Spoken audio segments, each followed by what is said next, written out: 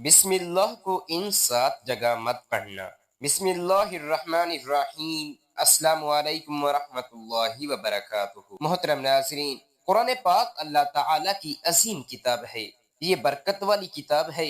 اس کی ہر آیت کریمہ مومنوں کے لیے شفا ہے۔ اس کے ایک ایک حرف میں 10 نیکیاں اللہ پاک نے مقرر فرمائی ہے۔ قرآن کریم دنیا اور آخرت کی پریشانیوں کا علاج ہے۔ قرآن پاک رحمتوں کا خزانہ ہے۔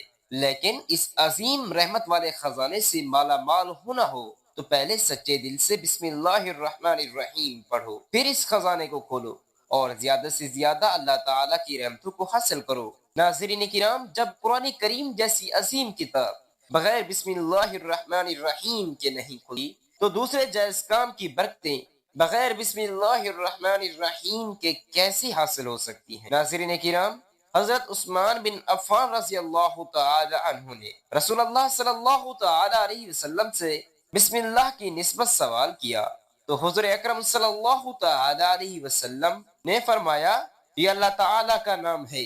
اللہ تعالی کے بڑے ناموں اور اس میں اس قدر نزدیکی ہے جیسے آنکھ کی سیاہی اور سفیدی میں۔ حضرت جابر رضی اللہ تعالی عنہ فرماتی ہے جب یہ آیت مبارکہ بسم اللہ الرحمن الرحیم اتری، ناظرین کرام، بادل مشرق کی طرف چھٹ گئے، ہوائیں ساکن ہو گئیں، سمندر ٹھہر گیا، جانوروں نے کان لگا لیے، شیاطین پر آسمان سے شعلے گرے، اور پروردگار عالم نے اپنی عزت و جلال کی قسم کھا کر فرمایا کہ جس چیز پر میرا یہ نام لیا جائے گا اس میں ضرور برکت ہوگی۔ حضرت ابن مسعود رضی اللہ تعالیٰ عنہ فرماتی ہے کہ جہنم کے 19 دروازوں سے جو بچنا چاہتا ہے تو بسم اللہ الرحمن الرحیم پڑھے۔ اس کے بھی 19 حروف ہیں، ہر دروازے سے بچاؤ بن جائے گا۔ اسے ابن عطیہ نے بیان کیا ہے۔ لیکن کچھ ایسی جگہیں ہیں جہاں پر بسم اللہ الرحمن الرحیم پڑھنا حرام ہے، جائز ہی نہیں ہے۔ ہر انسان جہاں چاہتا ہے پڑھ لیتا ہے۔ کچھ لوگوں کی ایسی عادت بن جاتی ہے کہ وہ ہر کام کرنے سے پہلے ایک دم بسم اللہ الرحمن الرحیم پڑھ لیتے ہیں۔ تو کچھ ایسی بھی جگہ ہیں جہاں پہ بسم اللہ ہمیں نہیں پڑھنی چاہیے۔ جہاں پر بسم اللہ الرحمن الرحیم انسان اگر پڑھے گا تو وہ گناہگار ہوگا۔ بسم اللہ کا پڑھنا ایسی جگہ پر، ایسے مقامات پر جائز ہی نہیں ہے۔ اب آپ یہ سمجھ لیجئے کہ کن مقامات پر بسم اللہ پڑھنا چاہیے اور کن مقامات پر بسم اللہ نہیں پڑھنی چاہیے۔ ناظرین کرام، آپ نے سنا ہوگا کہ ہر کام شروع کرنے سے پہلے بسم اللہ الرحمن الرحیم پڑھنا چاہیے، کیونکہ بسم اللہ الرحمن الرحیم کا معنی ہے کہ اللہ تبارک و تعالی کے نام سے شروع، جو بڑا مہربان نہایت رحم کرنے والا ہے۔ یعنی ہم جو کام شروع کر رہے ہیں وہ اللہ کے نام سے شروع کر رہے ہیں تاکہ اللہ تعالی ہمارے اس کام میں برکت عطا فرما دے۔ اور بسم اللہ پڑھنے کے فائدے بھی بہت زیادہ ہوتی ہیں کہ اگر کوئی انسان کسی کام کو بسم اللہ پڑھ کر کرتا ہے تو اللہ تبارک و تعالی اس کے اس کام میں برکت عطا فرماتا ہے، اور یہ سنت بھی ہے۔ حضور اکرم صلی اللہ تعالی علیہ وسلم نے بہت سارے مقامات پر ہمیں بسم اللہ الرحمن الرحیم پڑھنے کی تاکید فرمائی۔ حضور صلی اللہ علیہ وسلم نے بسم اللہ الرحمن الرحیم پڑھنے کا حکم دیا۔ اب اگر آپ کوئی بھی نیک کام شروع کر رہی ہیں، اس نے ایک کام شروع کرنے سے پہلے بسم اللہ الرحمن الرحیم اگر ہم پڑھ لیں گے تو آپ کی سنت بھی ادا ہو جائے گی، اور اس پہ آپ کو اجر و ثواب بھی ملے گا، اور اس کی برکتیں بھی آپ کو ملیں گی۔ اگر آپ نے کسی نیک کام شروع کرنے سے پہلے بسم اللہ پڑھ لیا تو پھر انشاءاللہ اس میں آپ کا کوئی نقصان نہیں ہوگا۔ اللہ تعالیٰ خود آپ کا حامی و مددگار اور ناصر بن جائے گا، کیونکہ آپ نے اپنے کام کو اللہ تعالیٰ کے نام سے شروع کیا ہے کہ ہمارا کام تک کرنا، اور بندہ کیا کر سکتا ہے اس کے علاوہ، اور اس کے بس میں ہوتا کیا ہے۔ بندہ تو صرف اسباب اختیار کرتا ہے، اور بندہ کر بھی کیا سکتا ہے۔ بندے کے ذمہ صرف اسباب کا اختیار کرنا ہے کہ آپ کسی کام کو کرنے سے پہلے سبب اختیار کریں کہ ہم یہ کام کر رہے ہیں، باقی اللہ تعالیٰ کے سپرد کریں۔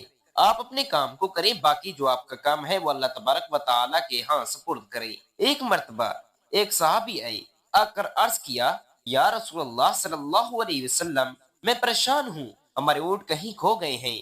تو آپ صلی اللہ علیہ وسلم نے ان کو فرمایا کہ اللہ پاک پر بھروسہ کرو، اور اللہ پہ بھروسہ ہی اصل چیز ہے۔ یہ وہ لوگ ہیں کہ میں نے اللہ پر بھروسہ کر لیا، اللہ پاک کافی بہترین کارساز ہے۔ تو کچھ صحابہ کرام نے عرض کی یا رسول اللہ صلی اللہ تعالی علیہ وسلم، ہمیں اللہ تعالیٰ کی ذات پر مکمل بھروسہ ہے کہ ہم اپنے اونٹوں کو ایسے ہی چھوڑ دیں؟ اگر ہماری قسمت میں ہوں گے تو ہمارے اونٹ واپس آ جائیں گے، اور مقدر میں نہیں ہوں گے تو چلے جائیں گے۔ ہمیں اللہ تعالیٰ کی ذات پر بھروسہ ہے۔ تو حضور اکرم صلی اللہ تعالی علیہ وسلم نے فرمایا کہ نہیں، پہلے اپنے اونٹوں کو باندھو، پھر اللہ کی ذات پر بھروسہ کرو۔ یعنی ہمارے ذمے کے جو کام ہے وہ ہمارے اوپر کرنا لازم و ملزوم ہے۔ اسباب کا انکار کرنے والا جہل ہوتا ہے۔ اسباب کا انسان انکار نہیں کر سکتا کہ نہیں ہم تو ہاتھ رکھ کے بیٹھ جائیں گے، اب اللہ تعالیٰ رزق لائے گا کیونکہ وہ رازق ہے، وہ ہمیں کھلائے گا۔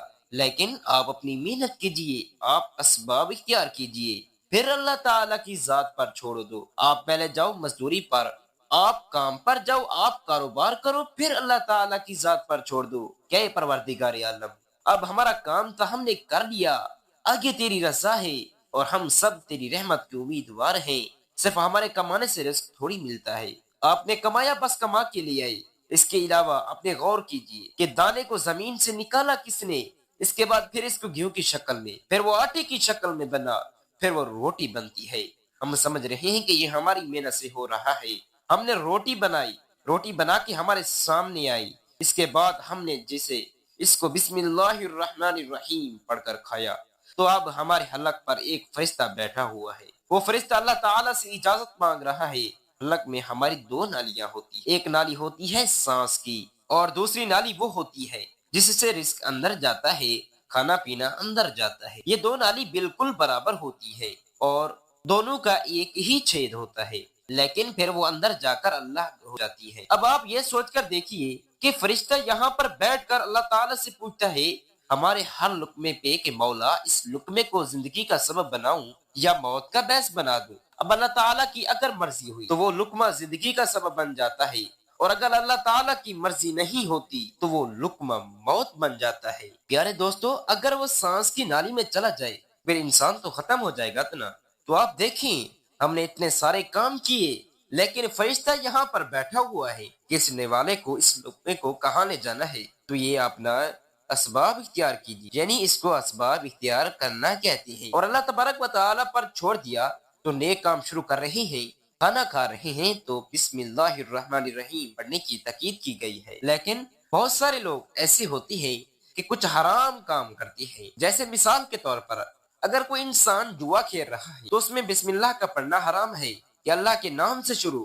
ناظرین کرام، اللہ تعالیٰ نے کب کہا تھا کہ آپ جوا کھیلو؟ جا کر اللہ تعالیٰ نے کب کہا تھا کہ آپ شراب بیچو؟ جا کر اللہ تعالیٰ نے کب کہا تھا کہ آپ جھوٹ فریب مکر کرو؟ جا کر اللہ تعالیٰ نے تو کہا ہی نہیں۔ ایک شخص نے بڑی عالی شان منزل بنوائی اور بسم اللہ الرحمن الرحیم پڑھ رہا ہے اور اس پر لکھ رہا ہے جامن من فضل ربی، اور شیطان نیچے بیٹھا رو رہا ہے۔ تو لوگوں نے پوچھا تو کیوں رو رہا ہے؟ تو اس نے کہا کہ دیکھو، میں نے اسے جھوٹ بلوایا، فراڈ کروایا، ہم نے اس کی بلڈنگ فراڈ کر کے بنوائی، اور یہ لکھ رہا ہے یہ میرے رب کا فضل ہے۔ اللہ تعالیٰ نے کہاں کہا تھا کہ جھوٹ بولو؟ اللہ تعالیٰ نے کہاں کہا تھا کہ ڈھونگ کرنا؟ اللہ تعالیٰ نے کہاں کہا تھا کہ فراڈ کرنا؟